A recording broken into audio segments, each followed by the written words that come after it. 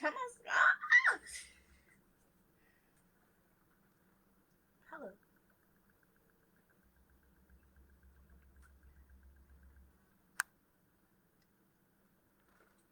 Hello. No, like for real. Hi.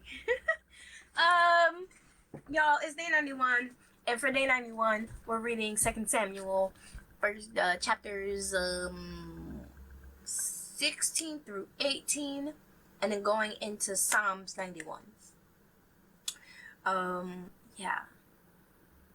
I believe yesterday we finished off with David being chased out of his castle, and him embedding a spy as one of his advisors, as one of his son's advisors, because it's his son who chased out David from the castle, like God had promised that this is the sin or the cross, the consequences he's going to bear because of what he had, of the relationship he had with Bathsheba, and then the murdering and conniving he did to cover it up. So y'all be like, oh, woe is me. Like, people be, oh, woe is me. Like, oh, I didn't do anything wrong to suffer these consequences, blah, blah, blah. But we see that it took years. It took years for the consequences of David's actions to truly, fully catch up with him. He was told almost right off the bat that, like, this is gonna be what you experience, and this is what's going to happen to you, because not only to you but to you and your young ones, because of your actions. And now we're really seeing his consequences start to unfold. So we'll just jump in because there was no devotional video. I did put a link in the description for a prayer. I really liked the prayer, came across it, and it was a prayer for the weary, so to speak. So it's a quick little Instagram something. Yeah, it's there. It's there if you wanna. If you want more prayer options. If we start at the top of Samuel, 2 Samuel 16, we get David and Ziba. When David was gone a little beyond the summit of the Mount of Olives, Ziba, the servant of Mephibosheth, was waiting there for him. He had 2 donkeys loaded with 200 loaves of bread, 100 clusters of raisins, 100 bushes of summer fruit, and a wineskin full of wine. What are these for? The king asked Ziba. Ziba replied, today I will get back the kingdom of my grandfather Saul.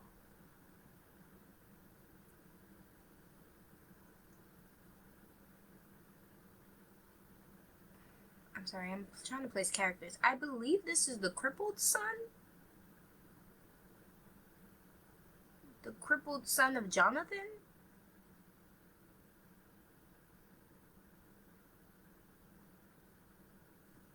Yeah, and Ziba is a servant of Mephibosheth, who's the crippled son of Jonathan, who was tasked with looking out for him when David granted him all that space and territory, and Mephibosheth was allowed to eat at the king's table because of who Jonathan, his father, was, and the bonds that he had with David.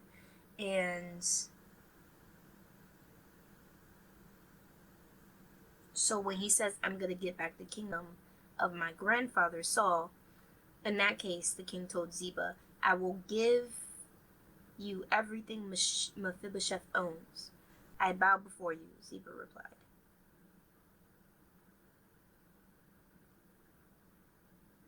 May I be pleasing to you, my lord, the king.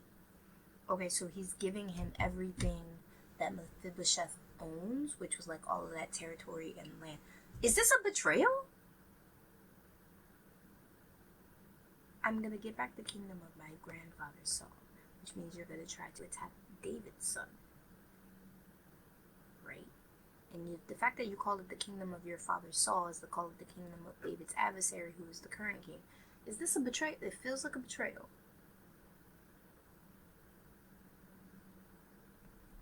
Okay. Maybe it is, maybe it isn't. Let's see what happens. So then Ziba, who was the servant of Mephibosheth, because of current past like histories, now gains all of his property, goats and sheep and all of that, and all of his servants, which is technically his family, because all of Ziba's family became the servants of Mephibosheth. So all of Ziba's family is now his servants.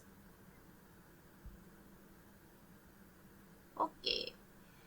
Shimei curses David. Who's that? As King David came to Bahurim,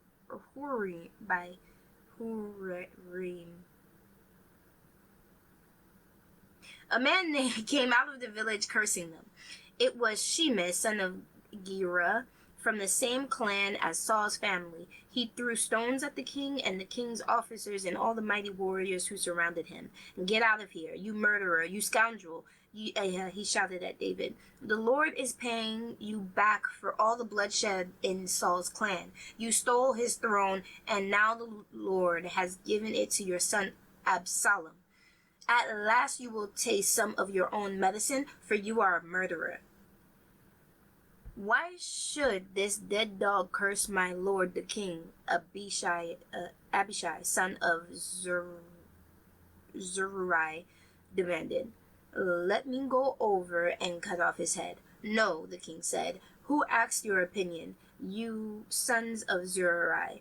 If the Lord had told him to curse me, who are you to stop him?" Then David said to Abishai and all his servants, "My own son is trying to kill me. Doesn't the relative of Saul have even more reason to do so? Leave him alone and let him curse, for the Lord has told him to do it. And perhaps the Lord will see that I am being wronged and will bless me because of these curses today."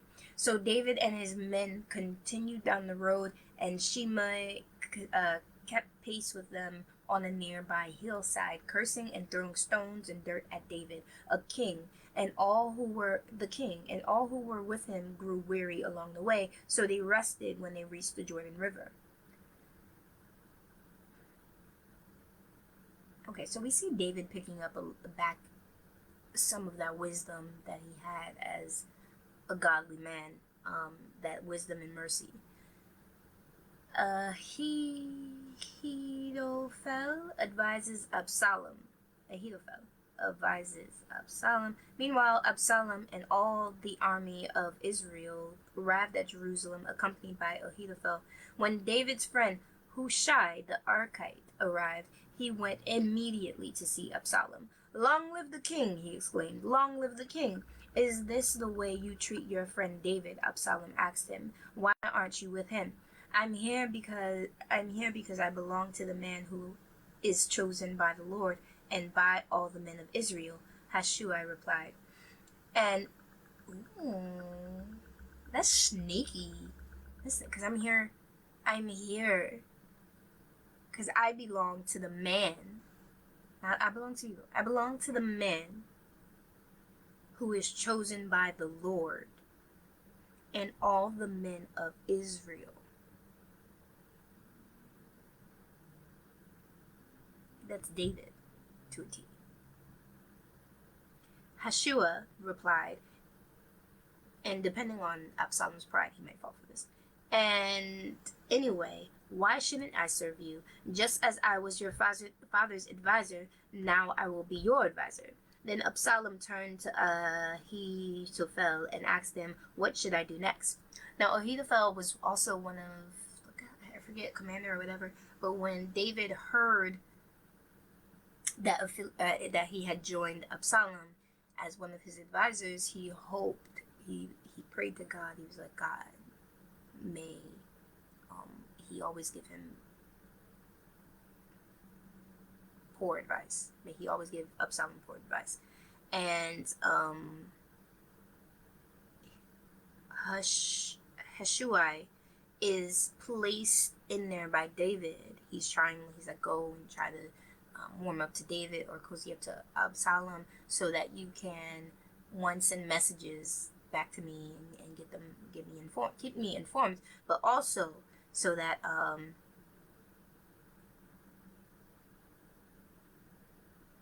you can cause tension in Ahithophel's planning and all of that, and his advice.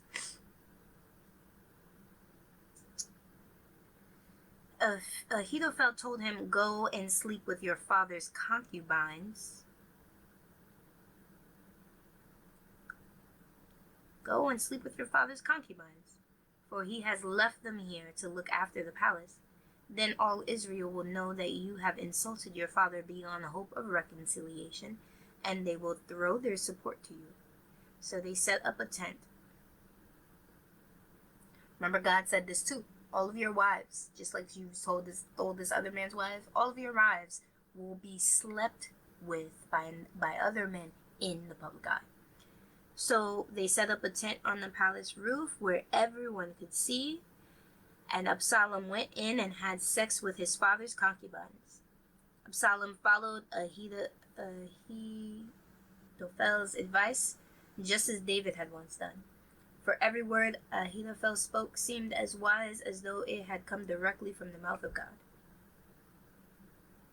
Now Ahithophel urged Absalom, "Let me choose 12,000 men to start out after David tonight. I will catch up with him while he is weary and discouraged. He and his troops will panic and everyone will run away. Then I will kill only the king, and I will bring all the people back to you as a bride returns to her husband. After all, it is only one man's life that you seek. Then you will be at peace with all the people." This plan seemed good to Absalom and to all the elders of Israel. Hushai counters Ahithophel's advice, as he was told to by David. Then Absalom said, "Bring in Hushai, the Archite. Let's see what he thinks about this." When Hushai arrived, Absalom told him what Ahithophel had said. Then he asked, "What is your opinion?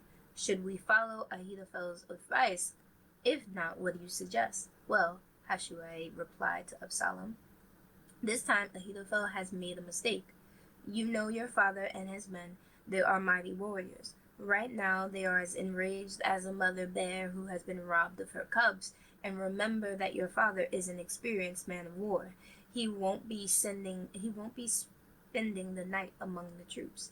He has probably already hidden in some pit or cave, and when he comes out and strikes and a few of your men fall, there will be panic among your troops, and the word will spread that Absalom's men are being slaughtered. Then even the bravest soldiers, though they have a heart of a lion, will be paralyzed with fear. For all of Israel knows what a mighty warrior your father is and how courageous his men are. I recommend that you mobilize the entire army of Israel, bringing them from as far as away as Dan in the north and Beersheba in the south. That way, you will have an army as numerous as the sand on the seashore. And I advise that you personally lead the troops. When we find David, we'll fall on him like dew that falls on the ground. Then neither he nor any of his men will be left alive. And if David were to escape into some town, we will have all Israel there at your command. Then we can take ropes and drag the walls of the town into the nearest valley until every stone is torn down." Then Absalom and all the men of Israel said, "Hushai's advice is better than Ahithophel's, for the Lord had determined to defeat the counsel of Ahithophel, which really was the better plan, so that he could bring disaster on Absalom."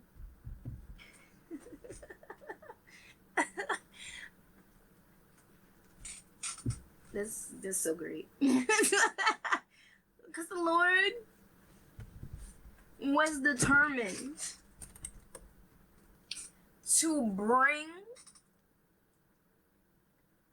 What was it? The Lord was determined to defeat the counsel of Ahithophel, which really was the better plan, so that he could bring disaster on Absalom.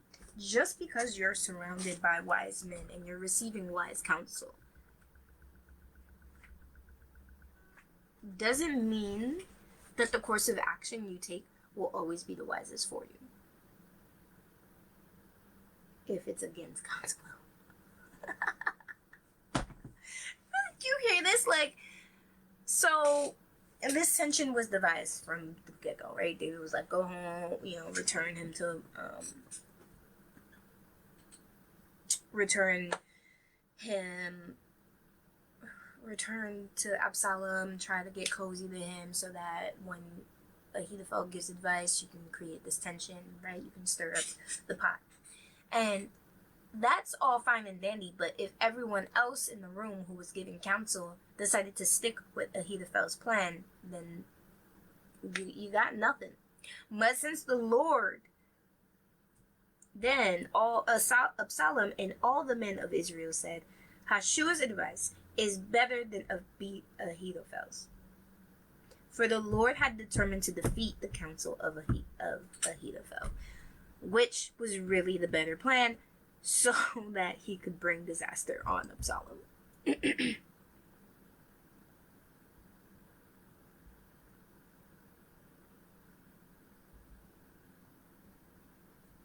This is just so beautiful. Like, I mean, not beautiful, but like, damn, yes. When the Lord is your enemy, nothing is safe. Like, nothing is safe. You have wise men giving you wise counsel. You have these two opposing sides. If he was smart, or if he wanted to really eliminate the risk of here, Hashua wouldn't even have this. Hashua wouldn't even have the position to counter Ahithophel's advice. But since he was giving both of them the chance to counter each other's advice before making or taking action, they were able to disregard the wisest plan, the wisest course of action, and follow a plan that was, it seemed sound. The other thing too is it highlights, because Absalom says this, Hashua is the better advice. It also highlights how Absalom has minimal mercy, because it says, then we can bring all of Israel upon David and leave no one alive. We leave none of David's men alive. We leave everyone dies in the second plan. Whereas in the first plan, Ahithophel's like, yeah, then you can just you can target the one person who truly is your enemy, and then all of Israel will have peace. So it kind of highlights the idea that Absalom is not necessarily after peace.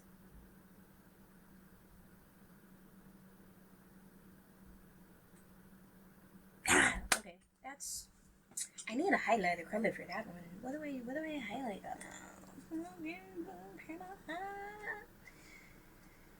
Ooh, yeah, we'll go with that. That's crazy. Okay, Hashua warns David to escape. Hashua told Zadok and Abiathar, the priests, that Ahithophel had said to Absalom and the elders of Israel So he told the two priests what Ahithophel said, and what he himself had advised instead. Quick, he told them, find David and urge him not to stay at the shallows of the Jordan River tonight. He must go across at once into the wilderness beyond. Otherwise, he will die and his entire army with him. Jonathan and Ahimaaz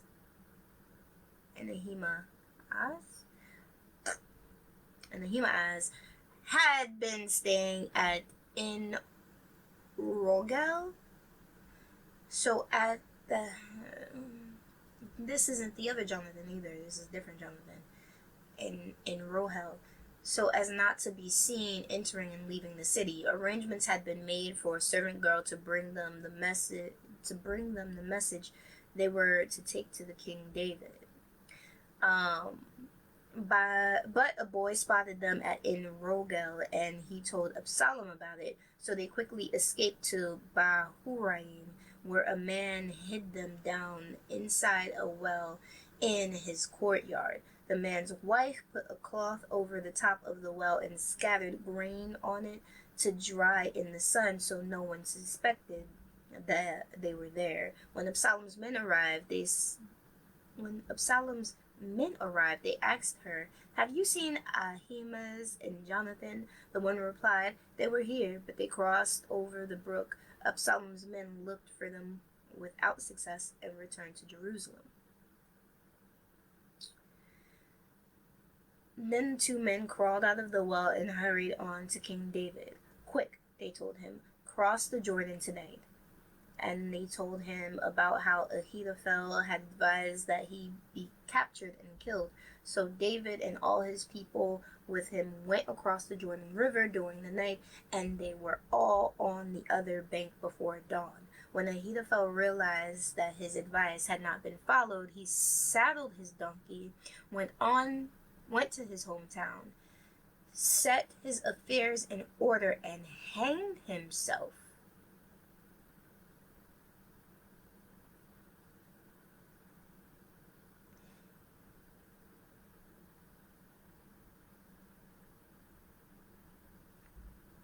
Is this the first suicide detailed in the Bible? Because there's the times where they like throw themselves on their sword, but that was to prevent themselves from dying like dying weird deaths or whatever. Don't say I was killed by a woman, or don't let the enemies get to me, or like they were close to death anyway, so they killed themselves to honor for the honor of it. This is a straight up suicide. He set his affairs in order and hanged himself. He died there and was buried in the family tomb. Is it?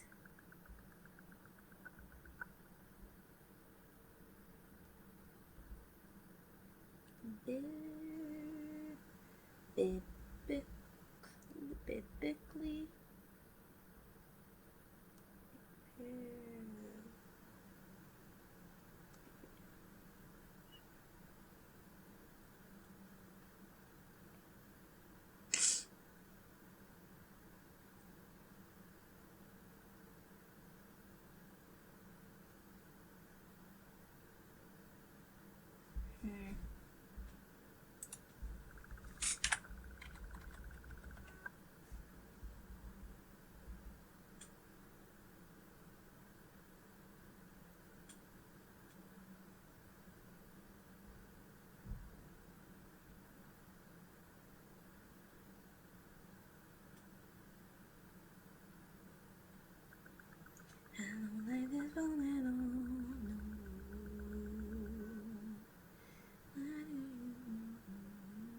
Ooh, is that how you do it? No, that's not how you do it.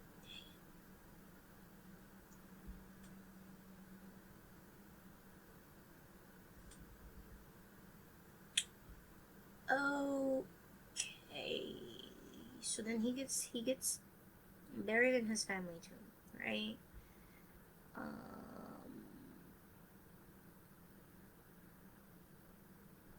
So at 2 Samuel 17:24, David soon arrived at Mahanaim. By now, Absalom had mobilized the entire army of Israel and was leading his troops across the Jordan River. Absalom had appointed Amasa as commander of his army, replacing Joab, and who had been commander under David. Absalom was Joab's cousin. His father was Japhir, an Ishmaelite. Ooh. Ishmaelite. His mother, Abigail, daughter of Nahash, was the sister of Joab's mother, Zeruiah. Absalom and the Israelite army set up camp in the land of Gilead. When David arrived at Mahanaim, he was warmly greeted by Shobi, son of Nahash.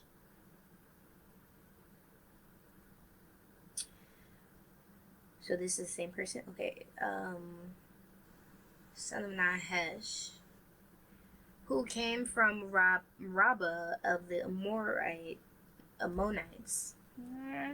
And by Machir, son of Amiel, leader from Lo-debar, and by Barzillai of Gilead from Rogelim. They brought sleeping mats, cooking pots, serving bowls, wheat and barley, flour and roasted grain, beans, lentils, honey, butter, sheep, goats, and cheese for David and those who were with him. For they said, "You must all be very hungry and tired and thirsty after your long march through the wilderness." So, shelter in the wilderness. Okay.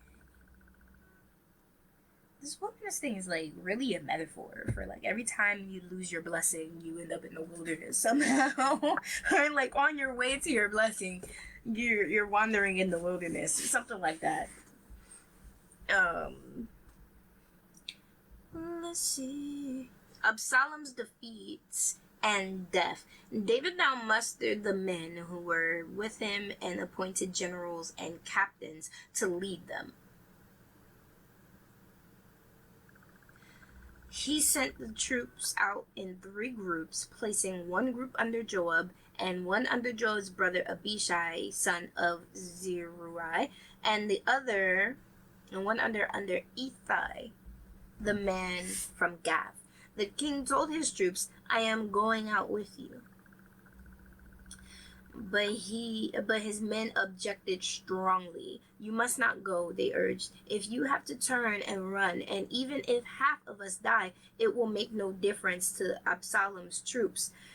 They will be looking only for you. You are worth 10,000 of us, and it is better that you stay here in the town and send help if we need it." "If you think that's the best plan, I'll do it," the king answered. So he stood alongside the gate of the town as all the troops marched out in groups of hundreds and of thousands. And the king gave his command to Joab, Abishai, and Ittai.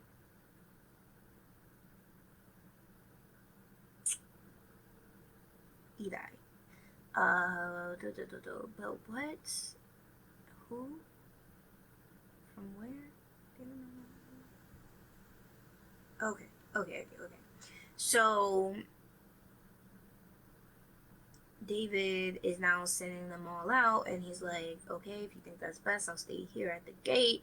And then all of his commanders march forward in their 3 platoons. "For my sake, deal gently with young Absalom." And all the troops heard the king give this order to his commanders. So the battle began in the forest of Ephron, and the Israelite troops were beaten back by David's men. There was a great slaughter that day, and 2,000 men laid down their lives. The battle raged all across the countryside, and more men died because of the forest than were killed by the sword. What does that mean? Died because of the forest? During the battle, Absalom happened to come upon some of David's men. He tried to escape on his mule, but as he rode beneath the thick branches of a great tree, his hair got caught in the tree. His mule kept going and left him dangling in the air.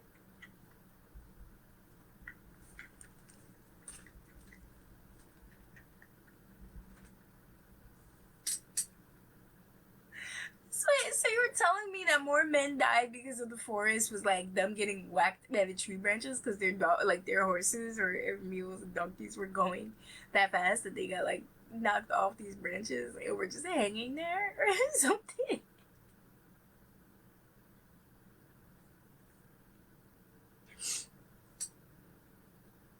That's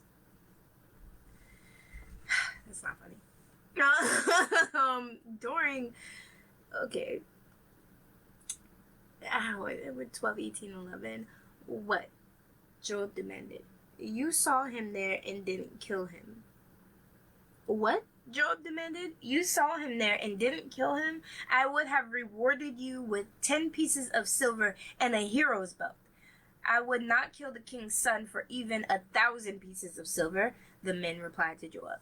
"We all heard the king say to you and Abishai and Ittai, 'For my sake, please spare young Absalom.' And if I had betrayed the king by killing his son, and the king would certainly find out who did it, you yourself would be the first to abandon me." "Enough of this nonsense," Joab said. Then he took 3 daggers and plunged them into Absalom's heart as he dangled, still alive, in the great tree. 10 of Joab's young armor bearers then surrounded Absalom and killed him.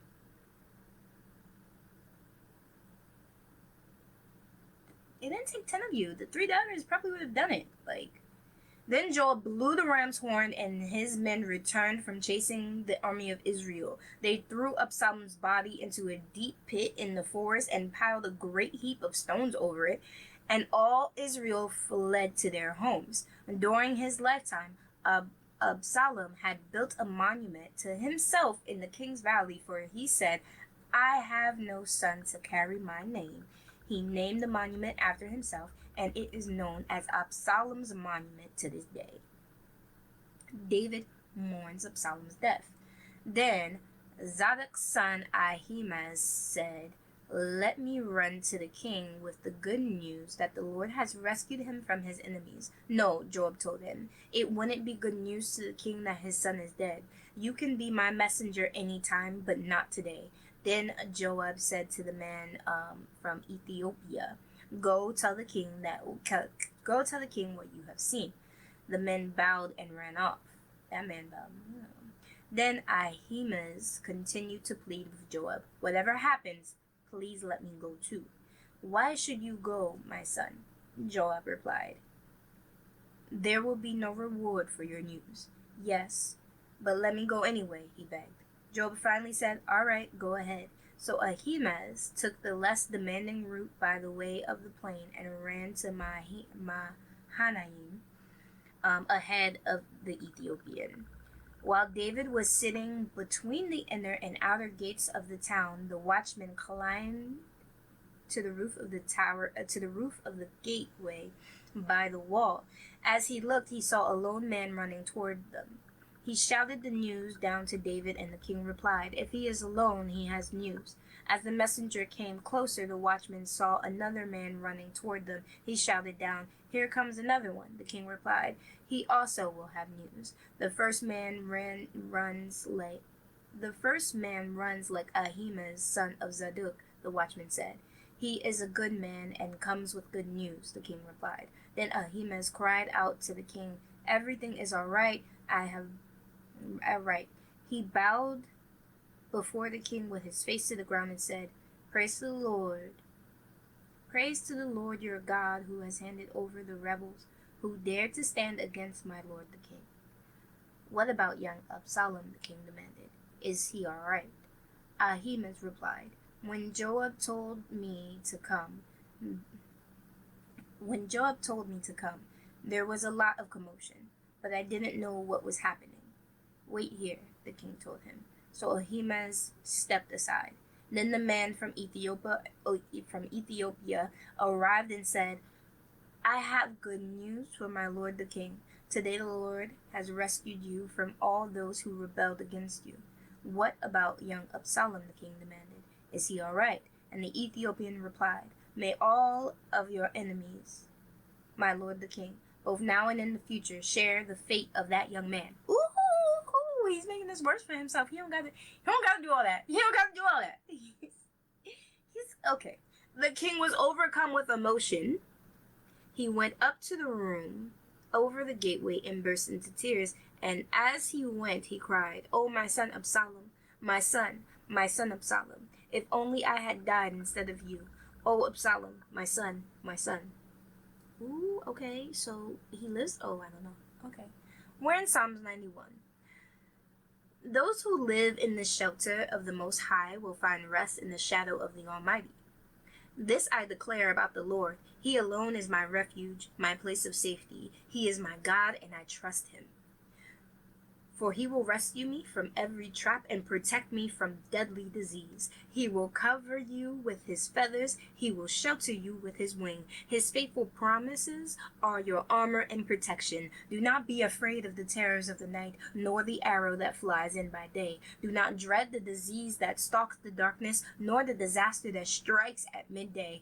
Though 1,000 fall at your side, though 10,000 are dying around you. These evils will not touch you. Just open your eyes and see how the wicked are punished.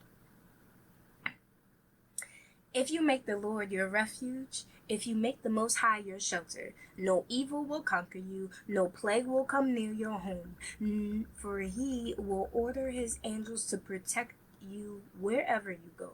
They will hold you up with their hands, so they won't even hurt your foot on a stone. So you won't even hurt. So you won't even hurt your foot on a stone. You will trample upon lions and cobras. You will crush fierce lions and serpents under your feet. The Lord said, I will rescue those who love me. I will protect those who trust in my name. When they call on me, I will answer. I will be with them in trouble. I will rescue and honor them. I will reward them with a long life and give them my salvation.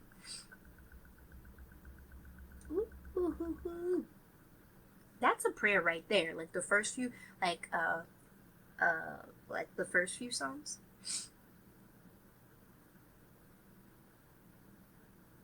I mean, the first few psalms, the first few verses of the psalm, but like all of it is like just a reminder. Like when you're in battle, like when you're in it, when you're in the thick of it, and you can just be like, those who live in the shelter of the Most High will find rest in the shadow of the Almighty.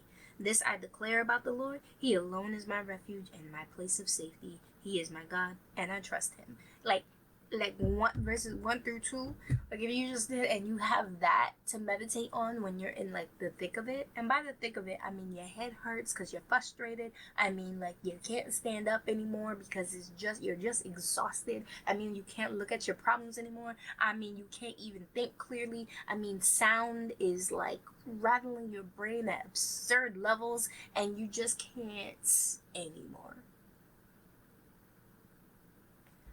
And you remember who you trusted, and you remember what happens to those who live in the shelter of the Most High, and then you remember all of it, and you just meditate on it. And not saying that everything will just be perfect again, but it will give you serenity.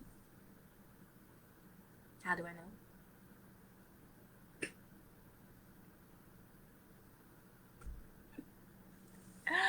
How do I know? because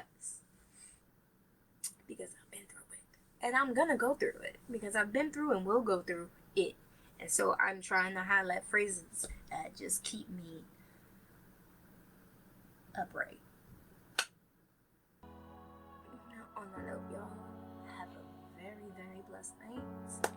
Kiss, kiss. Bye bye.